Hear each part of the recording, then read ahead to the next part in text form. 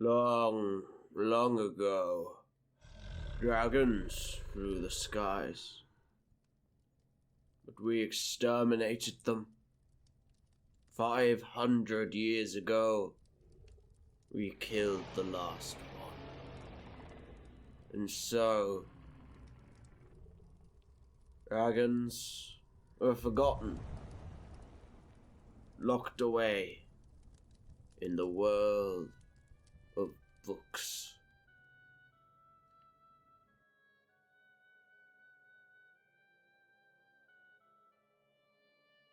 The world of Hunter's Guild Red Hood contains many fairy tale monsters.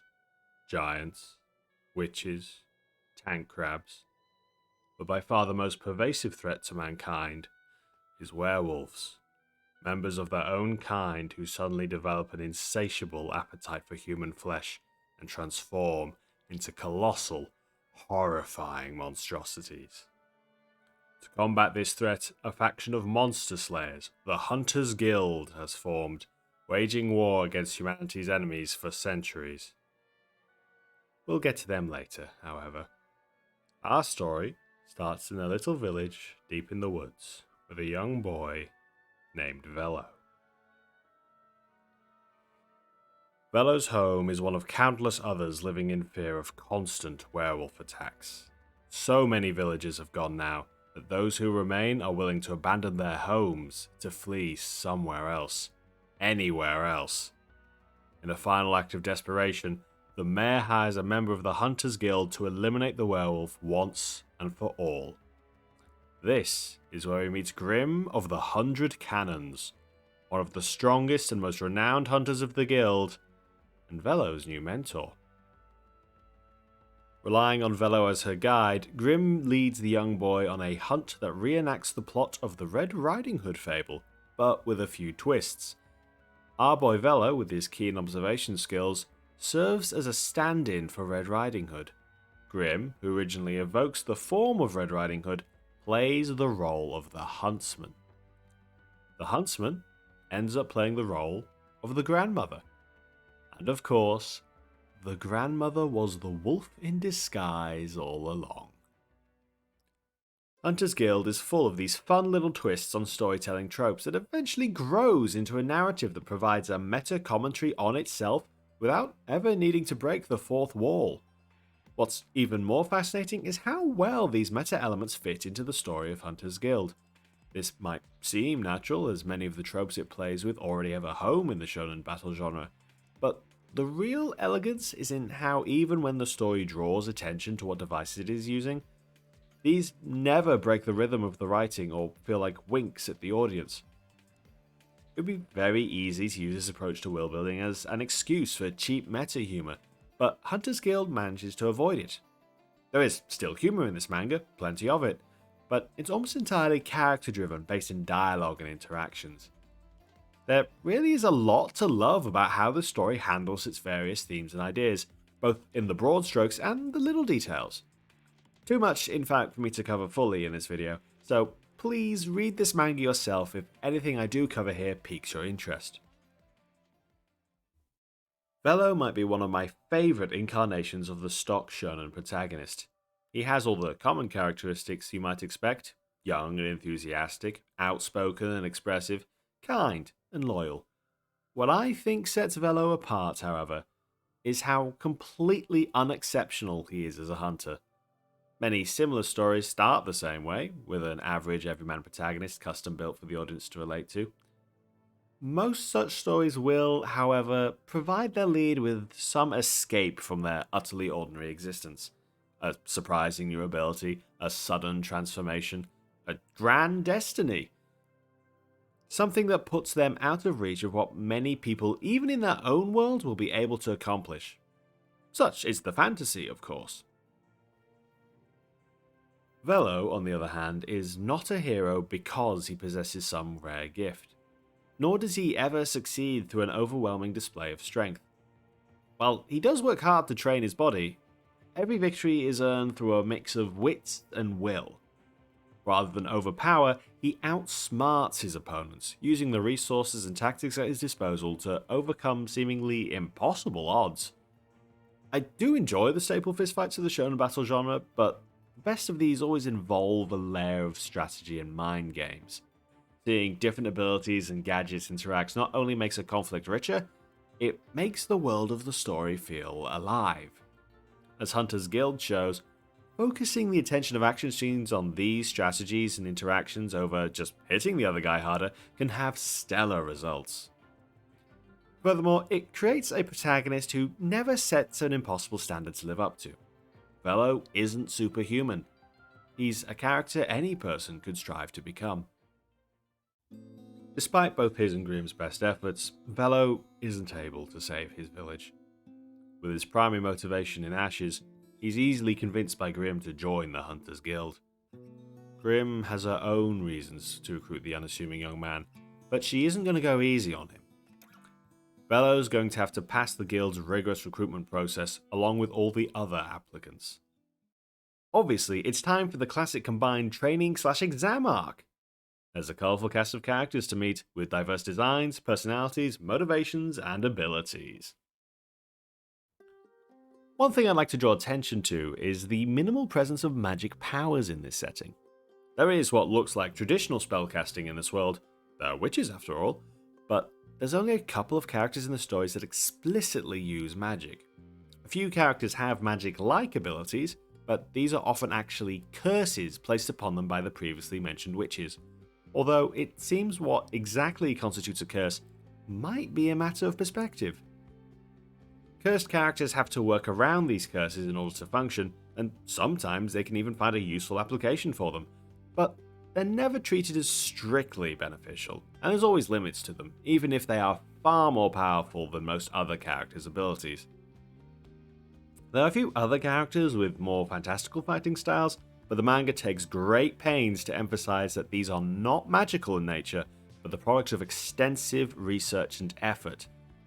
In any case, Hunter's Guild is very careful in handing out superpowers to its cast, trying its best to deliver a message of achieving your goals through hard work and critical thinking, rather than just hoping to receive a magic power-up out of the blue. The exam arc is intriguing because of how much of the time spent during it focuses on other characters. It's not often that a story is willing to just let its protagonist sit still while other characters are running around doing all the exciting bits. It works surprisingly well here though, partly because it's in keeping with the themes of the arc. The plot of the exam arc revolves around the entirety of the remaining applicant class working together, and that would feel insincere if the text only showed Velou resolving all the tension. It's a fantastic opportunity, not just for the other characters to show off what they can do, but interact with each other outside the scope of the protagonist's own story. There's a lot going on in these chapters, and while your mileage may vary on any given character, you're sure to find someone in there you want to see succeed and grow. It's a shockingly efficient way to build up not just a roster of supporting cast members, but their relationships and dynamics with one another without the story ever needing to lose momentum. Speaking of momentum, just as the exam arc wraps up and it seems our cast is finally going to get a chance to celebrate and unwind, the story kicks things up a gear again. We knew from earlier chapters that the mayor of Velou's village had actually faked his death, but now the mystery of what he has planned for the boy is revealed. The moment after the guild informs Velou and the others of their plans to cure lycanthropy, the mayor appears before Velou, only to teleport him away from his new friends and into the heart of the guild itself. There, the two meet the legendary Red Hood, scribe of the true book. The world of Hunter's Guild is revealed, as you might have anticipated from its fairy tale theming, to be a book. The nature and mechanics of this book are a little complex. The book itself was discovered at some point by a member of its own story.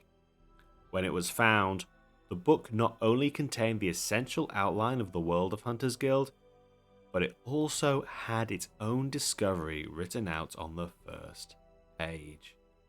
The Hunters Guild have since then been writing in the book, manipulating the overarching direction of the plot of the world, in an attempt to gradually reduce the net amount of suffering over time. Or so they claim. The Red Hood the member of the guild selected to write in the book to control the destiny of the entire world does so in secret from a sealed room as far away from the rest of humanity as they could possibly be. The cover sheet of existence, as they describe it. It is no surprise on reflection that the guild had nominated Grimm as the next in line for the role of Red Hood. While she is certainly one of the strongest members of the guild, her personality perfectly fits their intentions. Grimm is a veteran of countless battles for the guild, and her experience has left her resigned to the current state of the world. In her interactions with Velou, she often speaks in a matter-of-fact tone, stating bluntly how the world works in fundamental ways with no regard for morality or speculation of how things could change. Useful as an exposition device. Even more useful for an organization that wouldn't want their most important member asking questions or thinking outside of their box. The guild's control is not absolute, however. While it seems that what is written in the book will come to pass, it does not account for everything else that is not written in. Little things can vary or make small changes. It is not quite a book of fatalism, where every detail is fixed. Instead, it could be seen as a form of predestination. The beginning and end points are fixed, but there's room for free will regarding how to get from A to B. The belief in predestination is commonly associated with monotheistic religions as a means of explaining the seemingly contradictory concepts of a divine plan and human free will. Whether this belief is logically sound has been subject to much debate since its inception. Hunter's Guild narrowly sidesteps this debate by placing the plan in the hands of a mortal, someone who themselves is both subject to the plan and fallible. Like a Death Note Dungeon Master's Guide. A literal story Bible. There are gods in this world, of a sort. The characters never see them, but they are surely being seen by them. They are the readers, and they seek solely to be entertained. If the gods find a world boring, they abandon it, and the world will disappear. The guild used the book to avoid this fate, instigating countless tragedies to inspire tales of heroism with which to appease the gods. The moral dimensions of such an arrangement are quite thought-provoking. All the characters that applied to the guild with Velou had experienced some such tragedy, with many of them hoping that by joining the guild, they could prevent it from happening again to someone else. Only now do we know they are being conscripted into a war that might have no end. The guild does have a plan to achieve such a thing, of course, but it's only a theory. A vaccine to suppress the disease that turns people into werewolves. As a setup for a long-running story, the possibilities presented by the need to capture live werewolves to be used in the research of said vaccine are obvious. As an actual solution, however, it's sketchy. The collections department director admits the book has been used to eradicate werewolves 7 times already. Each attempt has resulted in the destruction of the human race because it is simply impossible to eliminate all present and future werewolves without wiping out their source. Humans. Even if the guild has finally found a loophole by suppressing werewolves rather than destroying them, even if this 8th attempt doesn't backfire and kill everyone this time, the unasked question is then, what comes next? What would the guild need to keep the gods entertained after the werewolves are all gone? Surely there will just have to be a new threat, another string of tragedies, another generation of heroes, the same cycle of suffering and bloodshed repeating itself endlessly, but with a fresh coat of paint. Otherwise, the gods leave, and the story ends. The readers aren't the only ones who might end the story, however. Ludwig Geppetto, the artist formerly known as Mayor, has stolen pages from the book and is using them to rewrite the story in such a way as to unravel it entirely. Geppetto once was a Red Hood, for what we only know to be a very long time. He, more than anyone, knows the cycle the guild put the world through. It's even possible that he himself orchestrated at least some of the failed attempts to wipe out the werewolves. He's seen it all, and he can no longer reconcile the guild's actions with his own sense of morality. Regardless of the guild's insistence that their stories are necessary, Geppetto has decided it is too much. The world he lives in, the world he himself helped build for centuries, rests on a foundation of suffering that he can no longer accept. Their world, their universe, the very nature of their reality is rotten beyond saving. The evil must be destroyed, even if that means throwing away the good with it. My first instinct was to compare this personal philosophy to nihilism, but they don't map onto each other precisely. Whereas nihilism understands our universe as being without overall purpose or moral foundation, the universe of Hunter's Guild does serve a specific purpose. It also has gods. Geppetto knows all about it. When he stared into the abyss, it wasn't the abyss that stared back at him, but uncountable pairs of eyes from beyond. The fundamental difference is the distinction between an amoral universe and an immoral. Geppetto's understanding is unique because it's only possible in a fictional setting that knows itself to be fiction. Sadly, this doesn't quite save him from falling into the standard villain plan of destroying the world out of spite. The metaphor Hunter's Guild presents for its creator's own experience isn't exactly subtle. As the final confrontation rages, threatening to end the world of the story, the manga's survival in our own world was also very much in question. In the cutthroat world of Shounen Jump, it's incredibly common for promising new stories to be cancelled before they can find their audience. Even ones as stunningly drawn and endearingly written as Red Hood. So, as a meta-commentary on the looming threat of cancellation, Geppetto's plan to end the world is one of the only times I've ever felt worried that he might just pull it off.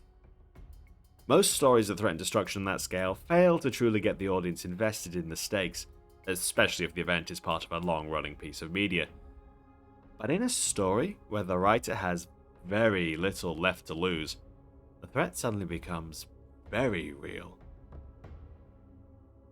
In November of 2021, after 18 chapters across 6 months, the Hunters Guild Red Hood was forced to end due to low readership. I've seen the suggestion made that Geppetto serves as the embodiment of Jump's management within Hunters Guild. Certainly, both Geppetto and Jump were aiming for the same thing, the end of the story. It's not an unreasonable interpretation of the text, but I want to offer my own. I don't think the metaphor tracks for Geppetto to be representative of Jump. In the events of the story, he isn't working in the interest of the readers, but actively defying them, destroying their source of entertainment not because they want him to, but because he has a moral objection against their existence. I think the much more obvious parallel was revealed when we learned that Geppetto himself was a Red Hood, the writer of this world. I think that not only does the current Red Hood serve as the avatar of the author, but Geppetto might as well. Both share the same understanding of the nature of the world, both constructed the story we are reading in these pages together. They are two sides of the same coin, two competing beliefs of the author. One is willing to continue the work under any circumstances just to keep this world alive, to keep the readers watching for as long as possible, no matter what horrors they must create for the sake of survival. The other resents the need to do so, frustrated that their world cannot live purely on its own terms, and willing to throw it all away to be free of the demands of apathetic overlords. Neither solution is ideal, but the story is going to end. all they can do now is choose on whose terms it does so. Red Hood has never shied away from expressing a disdain for neoliberal economics. Even the very first chapter, Velou raises a moral objection to Grimm demanding payment to save his village from a werewolf. Grimm's response is that she expects to be compensated for her labour. Both are fair points to make. The real question being raised was how much the guild was extorting its clients due to having a monopoly in the werewolf killing business. This monopoly rears its head again in the exam arc with the introduction of camp participant Moscow Cobbs, an unflattering caricature of the businessman. His goal, should he pass the exam, is to lead a coup of the guild and run it for pure profit, using its monopoly status as leverage over entire nations and faiths. And how does he intend to accomplish this lofty feat, you might ask? Through a combination of bribery and violence, of course. I do enjoy that part of this character's writing style incorporates self-hypnosis to psych himself up, literally buying into his own hype. What I like more is the author's lack of shame in having our good friend, Mary the mycologist, who has a phobia of leftovers and keeps little slime friends under his jacket, beating him handily and immediately asking Cobbs' ex-subordinates if they'd like to form a mutual aid group. Again, it isn't subtle, but I don't mind. It goes hand in hand with Velou's own goal during the exam arc. Instead of just being interested in getting himself to pass the exam, or even helping his friends, Velou's plan is to get every participant to pass through class solidarity. I mean, teamwork. Definitely teamwork.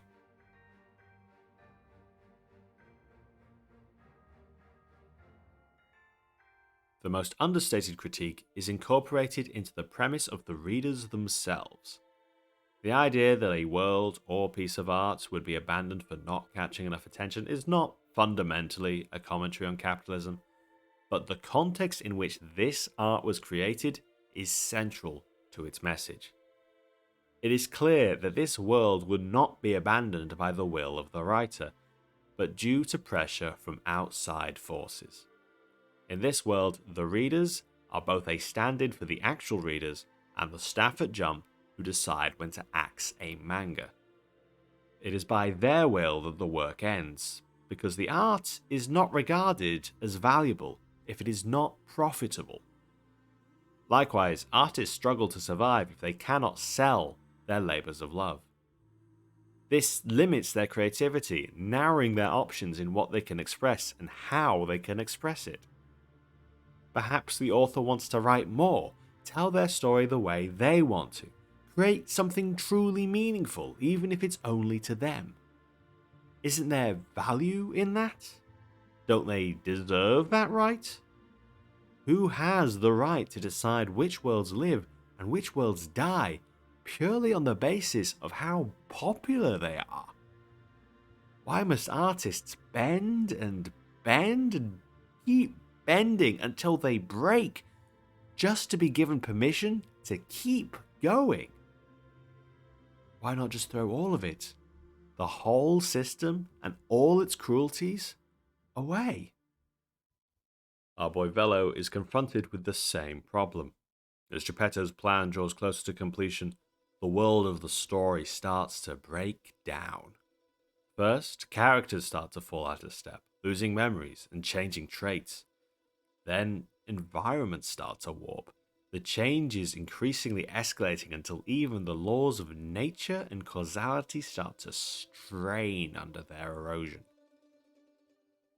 With the world outside of the Hood's chamber beginning to fold in on itself, Velou needs to make a decision quickly. He obviously can't allow Geppetto to succeed, to let the world just end in tragedy. The alternative, as the Red Hood offers it, is to allow the world to go back to the way it was before. A return to the status quo. Many heroes would consider that a happy ending. So, a happy ending or a tragic one? Which to choose? Velou may receive some main character privileges at this point. Being the only one who can stop the end of the world seems like he's a little more special than I originally let on. And in a way, that's correct. What makes Velou special isn't his capacity to choose, however, but the choices that he makes. Presented with two bad options, Velou at this critical moment creates a third. He refuses to surrender to the apocalyptic authoritarianism of a single man, but nor does he uphold the systems that brought untold misery to the world for the sake of survival and created Geppetto in the first place.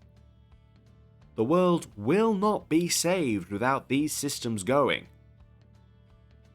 This plan cannot be pulled off by Velou alone, though. It is only thanks to Grimm's timely aid that Velou can save the world. They do this by turning the book into a gun and using it to cancel out the magic unraveling its power, destroying both Geppetto and the book in the process. The final page of this manga might seem a little contradictory. Velou boldly announces that their fight is only just beginning, even as a little box in the bottom left corner declared this to be the end of Hunter's Guild Red Hood. But the book is now gone. What contact the world of Hunter's Guild had with the readers is severed.